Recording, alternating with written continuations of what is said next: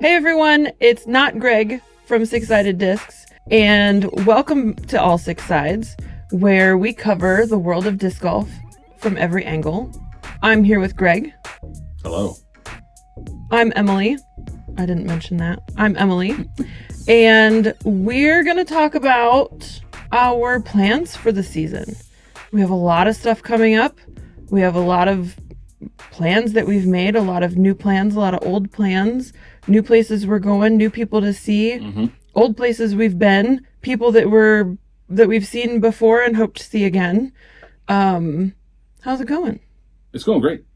It's okay, so we've talked about this before, like privately. We haven't talked about it on the podcast. That, like, me in particular, I don't love the idea of like self-promotion, which is hard when your business is a lot of like you on camera doing stuff, and then people want to meet you or see you at which is also a new thing at the expos that we did this off season. So really, we want to take some time to talk about our plans for the upcoming season, where we're going to be going, what we're going to be doing, because some people want to see us when we're out there on the road. So that's kind of what this is for. We have a couple of announcements, a couple of updates that we want to talk about. First of all... And you're in charge, and I won't get ahead of you in the conversation at all, probably. That's not true. We'll see how this goes. Maybe post Greg makes a tally of how many times I have to redirect the conversation. We'll find out. Okay. Let's get started with where we've been. Yes. This calendar year. Mm-hmm. So, in January, we went to... Massachusetts. Which was a first. Yeah, Disc Golf Expo, Disc East. And that came about, like, unexpectedly. I think I sent a message to Ben Kenny, who organizes the Disc Golf Expos, and just said, hey, I've followed from afar. I've watched coverage of it. I've seen the videos of the panels and stuff. And I've said, hey, I think I would really like to be on your content creator panel. Is that cool? What do you think? And he was very much on board right away, which was surprising, but awesome. And then the more we talked to him, he was like, well, we have booth space, and you can bring your merch and sell your merch. And it was like, okay, that doesn't sound like a bad idea either. Mm-hmm. So we made a trip out of it.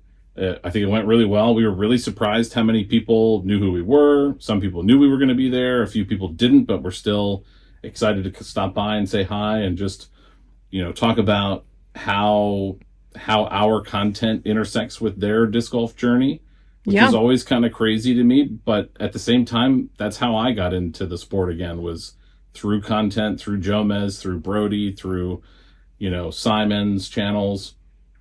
And so it's really fun to hear other people connecting that to us in some way. I think there was a really great mix of people that knew who we were and didn't know who we were. Yeah, so we got like that, that satisfaction of like people having known who we were in any capacity, but also the marketing of, spreading the word about who we are and what we do. Because there were a lot of people where I was pointing to the video that we had playing, like, this is the type of content we make and this is what we do. Some of my favorite conversations was when a couple of people came up and one person knew who we were and we didn't even have to introduce ourselves. The buddy would do it for us. That was super cool. And then because we took our patches, people would subscribe to the channel, and hopefully we've made a positive impression for all involved. So, all right, let's move along to end of February, beginning of March. Mm-hmm. That was another expo. Disc South. Yeah. So everything went great at Disc East, maybe better than we were expecting. And we looked at the calendar and we're like, well, we don't have anything really until April. And we thought, well, why not go to Texas? So I reached out to Ben again and was like, what do you think? Should we get on board for this? And then logistically, there was a different challenge because we had driven everything to Massachusetts. Yeah. Then we had to figure out what could we actually take with us on a plane? How many bags can we check? What the weight limits on the bags? We're like weighing suitcases before we go. We were so anxious. Like 49.8 pounds in each bag or whatever. We did. We checked a table. like a folding we got table. Some really goofy looks. It was cheaper than renting a table. So. We took the table in it's like a 4-foot table that folds in half. Yeah. And we kept the cardboard box, so it was in the cardboard box, and we had to like declare, or we felt like we needed to declare what was in the box, and we said, what's in the box is what's on the outside. Yeah. And the woman just looked at us so funny. And then we explained that if we didn't take it, we had to rent one. And then she was very on board with our money saving plan. Well, and it's funny because like we expected to have to rent something, but then it turned out the hotel provided every booth with at least one table. Yeah. So we probably would have been fine either way, but it worked out great to have the extra space. We were on a corner, so we took a wall down and had a nice setup there. We were really happy with it. And again, it was such a great mix of people who knew us, people who didn't, so we could try and get the word out about what we do. And there's absolutely a security guy at Port Columbus still giggling about Eli and I trying to get those stupid bags into the airport. It was so cold, and Greg dropped us off to go park the car. And we had six check bags and 6 carry-on bags between Eli and I, and trying to get them into the airport. Carry-on and a personal item, and then we each had 2 bags to check. And one of the wheels didn't work as quickly as the other wheels, and I dumped them over a couple times, and people were watching us struggle and trying not to laugh at us, and it was fine. I was just being impatient. Anyway. People have seen worse at the airport. Tell myself that. I feel bad. I don't know. Maybe. Anyway, so someone's still giggling. I'm sure that footage exists somewhere. Probably. All right. So then we got home, and our first major tournament of the year was recently, 2 weekends ago. We went to the MVNU Spring Cougar Classic, and it was a full field. Yeah, full tournament. Maybe even like, so I think they might have added 1 or 2 people. We love going there. 74. It's a beautiful campus, college campus. All the amenities you would want, and a lot of tournaments. Like, I mean, you're all disc golfers. That if you're watching this or listening to this, most tournaments you go to, you're lucky if there's a porta-john or something. And even then, that's not the most desirable option. So being at a place with amenities that are always available when we go there too, like the building's never locked or anything. So we love going back there. Wyatt, who's been on the podcast, is I think he's graduating this spring. That was his brainchild, the Cougar Classic. Yeah, he got that started, and so that was our first event of the season. And it went great. It was a little drizzly in the morning, but once the rain stopped, it was really nice. It was better than expected. We've been trying to keep track of the sport and the economy, and we weren't sure how people were feeling, but everybody came. Everybody had a great time. Payout was good. So that was super encouraging. Yeah, it was great. So then we're going to get into an announcement and some scheduled events based on the announcement. So you want to tell the people what we're doing? I can do that. We are super excited to announce that we are, for this season, the official club sponsor of the Columbus Flyers Disc Golf Club. The Columbus Flyers have been around for a long time. They are a certified nonprofit. I don't know the right terminology. 501c3, maybe? They are. I don't know what that means, but it's important in some tax way. Okay. Something. Anyway, keep going. More importantly, they do a lot to grow the sport in Central Ohio. They host tournaments all over the place.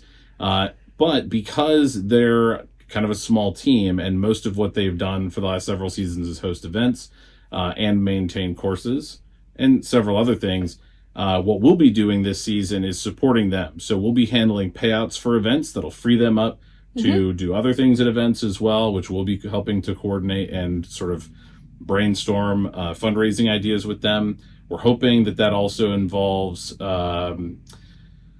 some type of fundraising event at some point for the club, maybe hopefully just something fun. We want to really bring the Central Ohio community together, and we've been a part of it for a while. We've been coming to events whenever we can, whenever we're allowed to set up there, even if it's just setting up shop. will donate something to the event or have giveaways for players or something like that. So, well, and just to be clear, when we're allowed, I don't know that the club has ever discouraged us, but some of the parks people get a little bit, I don't know. Yeah.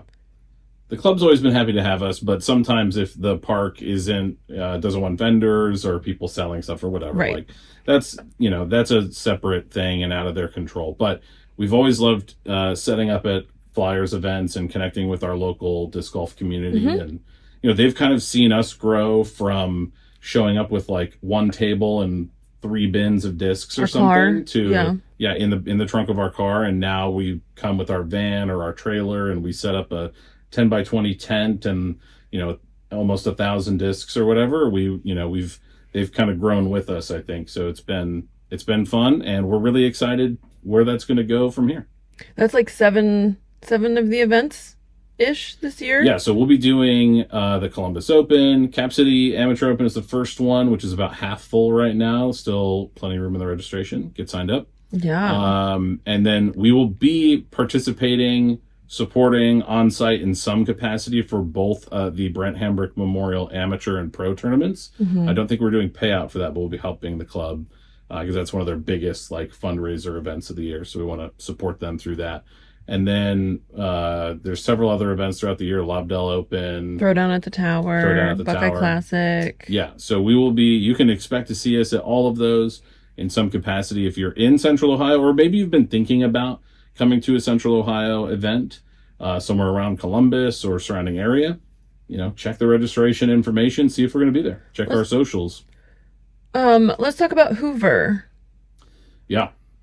Yeah, so the course that many Central Ohio events has used, the Brent Hambrick Memorial Disc Golf Course, and the course that's used for the Brent Hambrick Memorial Open, is closing or supposed to be closing sometime this year. For construction on the dam, which it's at a huge reservoir dam. And then it's going to be closed for maybe 4 years. Yeah. And we don't really know what the construction is going to do to the existing holes. Will they have to be redesigned or changed? Right now, there's a 27-hole layout that people like to play there, or more like I would think like an amateur-friendly layout. And then there's a professional layout where you turn that into 18 holes. They might have to make some changes, and that's a historic course. The Hambrick tournament has been there for 26 years now. We've talked to some pros that, like, when we tell them we're from Columbus or around that area, they, like, reminisce fondly about Dickerson, when I talked to him in Tennessee a few years ago, he had played the Hambrick. He remembers the restaurant he liked to go to down the road in between rounds and stuff, and there's footage online of Paul Macbeth and Nate Sexton and Ricky Wysocki and Paul Ulibarri and all these guys playing at Hambrick's past. So it is a historic course in our area. We hope it comes back in even better shape and whatever that capacity or whatever that is. But there's been a lot of tournaments already this spring, and I think there's even one today. We're recording this on the 4th. May the 4th be with you. But I think there's a tournament. I can't remember if it's at Hoover today, but there was one like last week. There was one called Long Live Hoover. There was something before. Like every event that's been there for the last, month or whatever, or 2 months has been approved last minute. And been like, we think this is the last one. Yeah. So we don't really know when the last one will be. Maybe it's already happened. Yeah. So keep an eye out, I think, is the moral of the story, to make sure that if you decide to come to an event that you really know what courses it's going to be at. Yeah, and there's lots of other great courses in Central Ohio. So if you've been thinking about coming to the area, you want to come for a tournament and then go play someplace else or something, there's still lots of great options. We're really fortunate. We have a lot going on around here. Yeah. All right, well, let's move to the other announcement for all the other out-of-state places we're going to go. Yeah, so in the past, I think the only out-of-state event we've ever done is Idlewild. Yeah. So, firstly, we are excited to announce we're going back to Idlewild this year for all 3 days of the LWS Open at Idlewild. But we're going to expand our road trip this season, and we're going to go to Deglow in Michigan. For the Fly Mart. Yeah, I was going to get to that. Okay. Yeah. We're going to go to Deglow in Michigan. We're going to go to Ledgestone in Peoria, Illinois. And we're going to go to the Disc Golf Pro Tour Championship in Lynchburg, Virginia. Mm-hmm. Now, each of those were going like a different amount of time. We were trying to pick and choose like which ones we wanted to be there for how long. So for Ledgestone, which I think is the first chronologically of all of that, we're going for the Friday night and Saturday night fly marts, which are at 2 different locations around town, around where all the courses are. And then we might stick around a little bit Sunday as well. Maybe to watch the final round or something like that. We'll see. It probably depends on where we're staying and if we're going to drive back or whatever. It's also Eli's first day of school mixed in there. Well, we'll something to figure out. And then we're also going to go to Idlewild for all 3 days. We'll be set up. We have in the past gone down for the meet and greet. Yep. But firstly, we don't know the details yet for the meet and greet this year. They're pretty last minute. They tend to be a little bit last minute, and you don't necessarily know who's going. And so we've gone to the meet and greet the last 2 years. We're on the fence this year. Just it kind of depends on whether we want to stay 2 more nights there or not.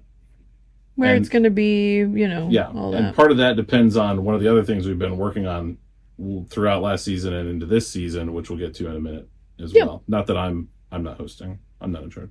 All right. Greg, put a tally up. So we're also going to Deglow, like we said. Deglow is going to be the Saturday night fly mart. Only. That's it. So we'll be there Saturday night. Again, we might try and pop over the course on Sunday. Deglow is closer. Like if we wanted to stay and watch the round and then drive home, we would get home at a reasonable time. Whereas Ledgestone, if we left late Sunday, could be like really late by the time we get back. So we'll see what that looks like. But for the Disc Golf Pro Tour Championship in Lynchburg, we're going for all 4 days. What's the name of their Airbnb? Oh, we're going to stay at the Turner Creek Farm Airbnb because our friends own it. So shout out to the Turner Creek Farm Airbnb. Yeah. So if you are looking for an Airbnb in the Lynchburg, Virginia area, not that weekend, or maybe next year if we don't go down or something, check out Turner Creek Farm. But we will be at the Pro Tour Championship all 4 days. And for all of those events, I guess we're expecting to take kind of different amounts of stuff. I think for the farther away stuff, it might be just bringing a 10 by 10 tent, small booth space or whatever, a couple tables, some discs, apparel, like mostly branded stuff. But Idlewild, we still have a big booth, right? Yep. Yeah. So we'll still have like the full setup there. And we talked about still handing out some things while we were there to these out-of-state events. Yeah. So last year at Idlewild and then also at the expos in the off-season, we put together some logo Velcro patches that we gave away to subscribers. If you show us you're subscribed to our channel, we have those to give away. But we are looking to do something new for this season. Shout out Disc Golf Pins. Yes, Disc Golf Pins. They hooked us up. Did a great job on the patches. We're super happy with them. Yeah. We're trying to decide what we want to do for this season. We're debating, do we do another patch? Do we do something else? A pin, right? So if you all have some suggestions, please let us know in the comments. Do you want a flight numbers don't matter patch or pin or something like that, or something different? Give us some ideas, and then we'll start working on that. We gotta start cranking that out. Yeah. Yes, we do. All right. So our mode of transportation.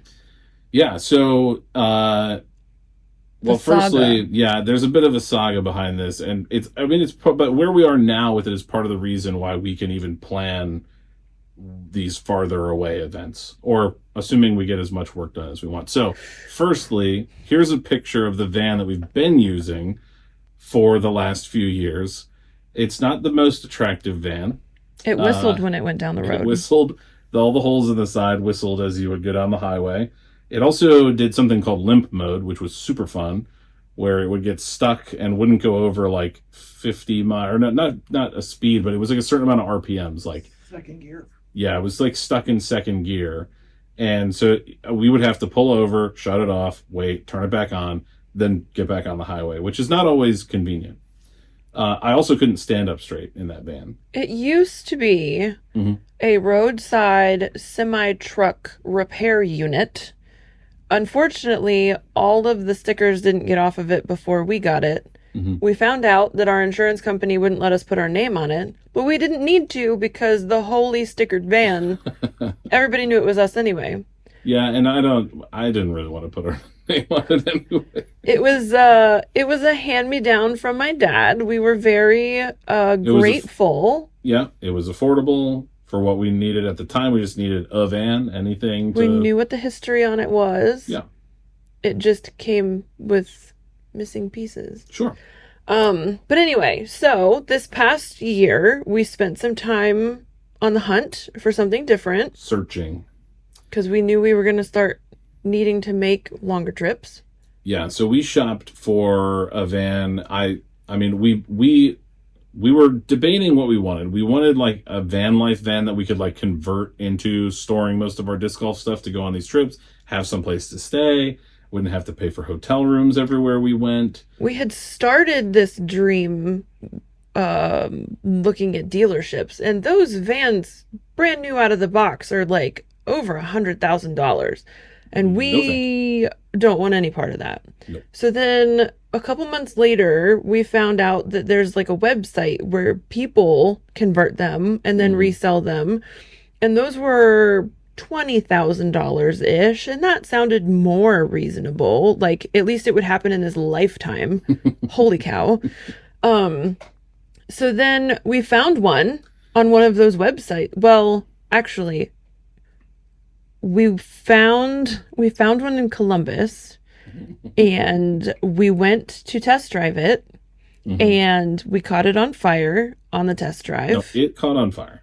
It caught on fire. I'm not going to bear that responsibility. I'm sorry. It did it all on its own. It didn't matter who was driving it. It was going to happen. I don't know how many other people could have anywhere near a similar story to it caught on fire. Yeah, I'll figure out how to show the live photo or whatever that I took with my phone of just like yellow gas spewing sulfur out of the back of it. We could smell the smoke while we were going down the highway. We were just going from like one exit to another to get up to speed. So much judgment from the people beside us. Bunch of smoke coming out. It stunk. We pulled over and we could just hear the what it's like the diesel version of a catalytic converter, right? And it was like so bad roasting under there. Your dad was with us, and luckily that vehicle used to be some kind of DOT certified thing, so it had a fire extinguisher. It was a bus. Inside. That's why we were excited. It had a wheelchair lift in it. Can you imagine wheelchair lifting the discs? That we were pumped. It had shuttle doors and everything. Yeah, it was sweet. But yeah, obviously that didn't work out. No, but on the way home we lowballed them they said no. Like, hey, your van caught on fire, but we might still buy it. But for how about this much money? But they had to come pick us up alongside the road. But that was after the City of Columbus fire guy in the car came and asked if we were okay. Yeah. If we weren't, I don't know what he thought he was going to do, but whatever. He meant well. Call his friends, hopefully. I hope so. Anyway, that was a story for the books. We will not soon forget that situation. So the saga of trying to find a van was like 8 months long. We drove all the way to Washington, D.C. to look at one. That was finished. That was finished already on the inside, or like, had a van build setup, like a van life setup in it. And as we were looking at it, I think we found some issues that we weren't necessarily aware of. And, but we also sort of realized that it maybe wasn't as difficult as we thought to finish a van, which I think when we shifted from searching for a van that was done already to searching for a van that was clean and ready for us to put in what we wanted. So we started just shopping for a van, and that took I think we realized few months. On the way home without the van in Washington, D.C., I think we realized how bad we wanted to do this, even if we had to do it ourselves. Yeah, even though we have no time to do it. As we're well aware of right now today. Okay. But we eventually found a pair of vans at a truck dealer in like Gator Truck Sales. Yeah, a semi truck. In Bethel, Pennsylvania.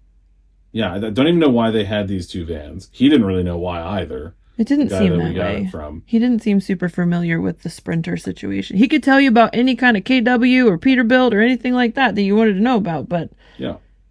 He didn't seem too familiar with the Sprinter van. So one of those vans, so they were both taller than the one we had, longer than the one we had. Freightliner Sprinters, 2008, I think, and both good mileage. So like 160-ish, we were happy for either of those to work out. But the first one we test drove had an aftermarket roof, a little taller, like a modified back end, a little longer. Mm-hmm. So we were like, oh, come on, we got to go for the one that's got extra space. Duh. Yeah. And we took it out to test drive it. We didn't like the way it drove, so we went with the other one. I already said the name. We didn't like the way it drove. Yeah. So it seemed like there might have been an issue that we didn't want to try and figure out. We had to drive it 6.5 hours home. Yeah, and we were planning to drive it home 6 hours that day. So we kind of needed it to be like ready to go. Yeah, and we did. Luckily, the other one was ready to go. Here's a picture of it. It looks awesome. There's obviously, for any truck that's been well used, it's 2008, but it has relatively low miles, like 158,000 or something. Yeah. There's just a little bit of rust on the outside that we can touch up, not a lot. We've been working on the floor. Here's a couple pictures of us looking, not our best, but looking like we're making progress. Chipping away at it. We've been grinding the rust off the floor, sealing it, getting it ready to paint, putting noise dampening stuff in it. We have insulation already for it. We have the power system we want. Yeah. Like, progress is happening. Is it a tight off-season van build situation like Casey White did this off-season? No.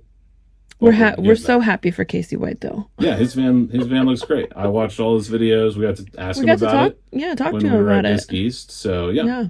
But Emily and I's first house was a very old house, like from the 1880s or something. It was we learned really a lot.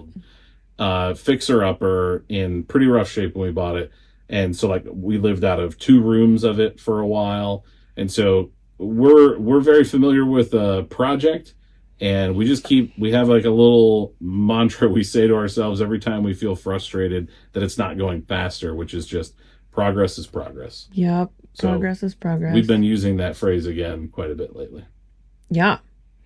So but we're hopefully super excited for what it can be. Yeah. And hopefully that van will make some trips out around the season. That's the plan.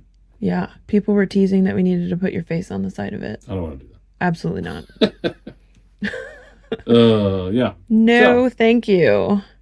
So we're going to do a couple of other I wouldn't say random, but one-off events, mostly working with people that we've worked with before. Yeah. Such as, this is not confirmed yet at the moment, but for the past 2 years, we've worked with Zane State College in Zanesville for their homecoming classic. The Zanesville scene seems to be a couple of years behind everyone else's disc golf experience. Like they're still riding the upward momentum. Yeah, like not behind in a bad way. Like they just seem like they didn't hit that COVID boom when everybody else did. Yeah. They hit it like 2 years later. So they're still kind of like on that upslope. And so every time we have anything going on there, or anytime I go to a tournament, there's more people around from Zanesville than before. Yeah. An unsanctioned event that we hosted there put like 60 players in the field, which was crazy. So I'm super impressed with everything that's going on down there. Our friend Jesh from Zane State is the one that we coordinate down there. He's a hustler too. He was like running around, getting people signed up, getting sponsors. There was free lunch. That rarely happens. Yeah. So imagine you go to a tournament, you pay, what was our entry fee, like $55 or something? Something like that. You get 3 discs, a swag bag of like local sponsor stuff. Yeah. And have like, I think each card had 2 Domino's pizzas. Something like that. It was wild. Pretty sweet. And then there were raffles to do and other prizes and stuff. A bunch of community entities donated stuff for this event. It was awesome. So hopefully we can find time on the calendar for something with Zane State again this season. We haven't talked about that yet with them, but I know if they're trying to do something, we're in. We want to do it. Yeah, we have the Fall Cougar Classic. Yeah, so I mean, typically the Cougar Classic has been a fall event And it's weird because the collegiate season is kind of the opposite of the disc golf season. It starts in the fall and ends in the spring. But that is usually their like first big event collegiate schedule wise. So hopefully they do that again in the fall, or do another one in the fall. The one from the spring did really, really well.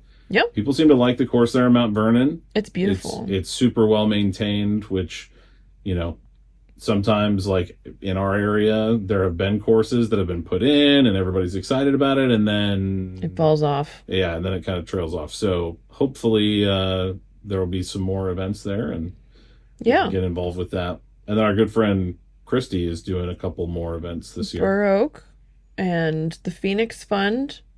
Yeah, we've never done the Phoenix Fund. I don't know a ton about it. I know that it is a charity event. It's a fundraiser, yeah. I know it's a fundraiser event. But Burr Oak is one that we've done now for 4 years. We love going to Burr Oak. It's our favorite. Burr Oak State Park is in sort of southeast Ohio, Gloucester, Ohio. The course is very technical and wooded and challenging. It's in a state park, yeah. Yeah, state park, but there's a lodge there. I think it's a great place for like a disc golf vacation, like a trip. Yeah. Go stay in a cabin or go camping. There's kayaking, there's hiking, there's great activities at the lodge. There's a restaurant at the lodge with good food. Like campground, there's some good stuff there. The nature center is one of Eli's favorites. I think they have a couple of snakes and some turtles or whatever. Yeah. There's like hikes and talks, lectures. Anyway. Yeah, definitely worth a trip. Speaking of disc golf vacations, we're going somewhere else pretty soon.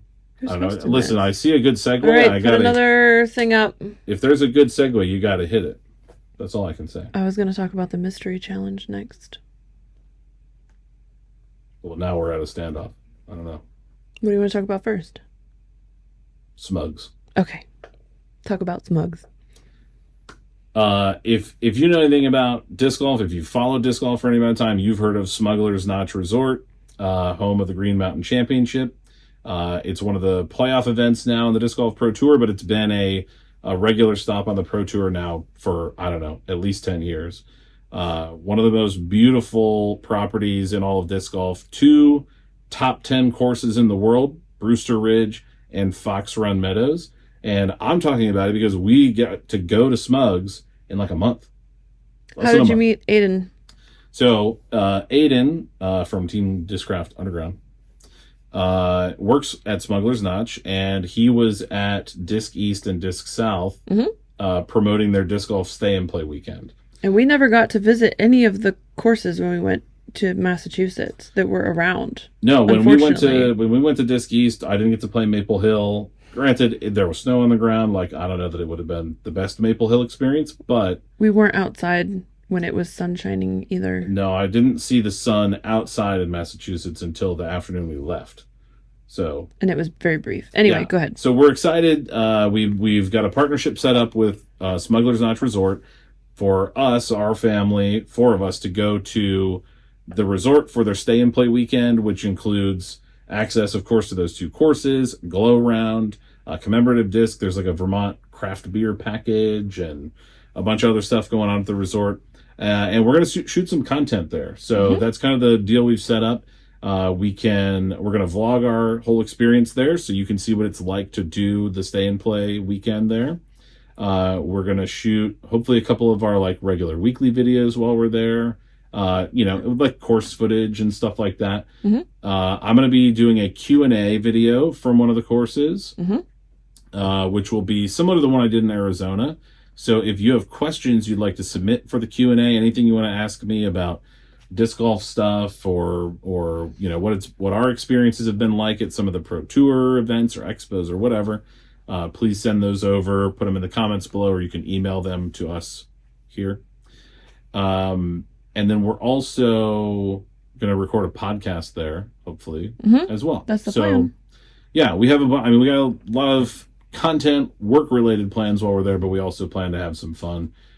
Huge thanks again to Aiden and Smugglers Notch Resort for hosting us for that. We're really excited. We are very excited. I've never been to Vermont before. I should also mention we still have logo Velcro patches, and if you are looking for something to do Memorial Day weekend, that's the weekend we're going to be there.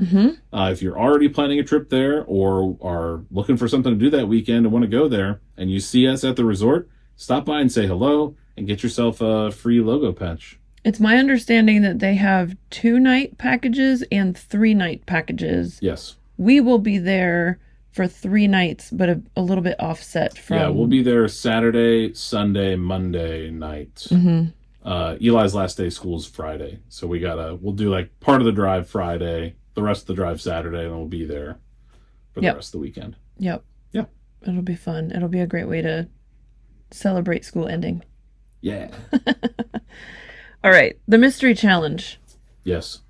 You want to tell us what the mystery challenge is? Yeah. So, I mean, that's the event that we did at Zane State 2 years ago. And then last year was their Hoko Classic, which we still were a part of and supported them with. But the mystery challenge is something we've done now for 4 years at various courses. We travel around to different places, and it's kind of exactly what it sounds like. Like if you've played the Trilogy Challenge, where they give you 3 discs and everybody gets the same player pack, it's the opposite of that. Everybody gets a player pack of 3 discs, putter, mid-range, driver, but they could be anything. No 2 player packs are the same. No 2 player packs are the same. What I do try to do when I build the player packs is make sure that everybody has at least 1 overstable disc and at least 1 understable disc. So you might have like a flippy mid-range and then a beefy driver, or vice versa, or something like that. And then of course everyone has some type of putter to putt with. And it's usually at a course that isn't like super challenging, more beginner friendly, or like intermediate, so everybody can have fun. Everybody has some possibility to reach holes and stuff like that. The purpose is that it levels the playing field. Yeah, a little bit, and for sure. People get to try new things. Absolutely, yeah. Which is kind of our MO. We've always, when we first started, maybe naively, we thought we were just going to be all about mystery boxes. Obviously, there's a lot more to us now, but the reason I was excited about mystery boxes in the first place, and the reason that I'm excited about a lot of things is disc golf, is I love how much variety there is, how many different things there are. There's probably like 40 different brands over here on the shelf of like old video discs and random collection stuff that we talked about in previous videos. It's a bit ridiculous. But I love discovering new stuff. We've got 3 first impressions videos on the books right now over the next like 2 to 3 months of discs that are being sent in from brands that I haven't thrown before that I'm really excited to check out. All over the world. Yeah, we got a brand from Australia coming in. We've got one from Estonia. Excuse me, and then a couple discs from Texas. So yeah. I love checking out new brands, and I hope other people do as well, because I know like a lot of our series kind of get into some of the complexities of interchanging brands and stuff like that, but I think you sometimes don't really know what else is out there until you try it, and the mystery challenge is a great way to do that. To get to the point of the mystery challenge discussion, we don't have it planned yet for this season, and we're not sure if and when or where it's going to fit in the schedule, or where we're going to have it, or anything. We haven't quite figured that out. It might be a late season event like we've done in the past, like maybe October, November, or something like that, when we actually have time on our schedule. I don't know. We'll see. Rather it not be. When we did it in November the last time, Mom and I spotted in 20-degree weather. Yeah, but I was in the indoor heated pop-up shop. Well, she was smart enough to bring her electric coat, but I did not have such a thing at the time. Yeah. So, hopefully not November, but I guess we'll find out. We'll see. We'll see. It's so hard. I always just tell people, like, we're a small team. Like, we're doing a lot for as many of us as there are, and as many other things that all of us have going on. So, if we can squeeze it in somewhere, we would love to. If you have a connection with a local course in your area somewhere around Central Ohio, and you want the Mystery Challenge to be there, hit us up. Let us know. Yeah, part of my, hesitation with making us sound so crazy busy is that we always make room if someone hits us up and asks us to come out and do something. Yeah, yeah. We've even had the two teams split up, or had the one team split up into two teams to accommodate. So yeah, I mean, we've referred to it as double booked. Was there divide and conquer? I can't remember the right terminology that we've used before. Anyways, every now and then we got to divide up. Sometimes I say A team and B team, but that's not as nice. long as don't tell which team is which. We have the A team and the number one team. There you go. But yeah, we have at least one instance of that this season, where the Lobdell Open, I think, is the same weekend as the Tour Championship. The Lobdell Open's like a local B tier, I think. But it's the last event of the season. I'm feeling really sad, disappointed. Not disappointed, it's really strong, but sad that we're going to miss the last tournament of the season as far as the Flyers go. Yeah, like personally, the two of us probably won't be there because we'll be at the Pro Tour. But right. Six-Sided Discs will have a presence. Yeah. Yeah. We are really excited to go double duty to Virginia. Is that what we call it? Double duty? No. Okay. We are really excited to go to Virginia because my friend owns Turner Creek Farm and I'm excited to see them. So yeah. I think I miscounted. The computer's now telling me that that's 21 events this year without adding any more.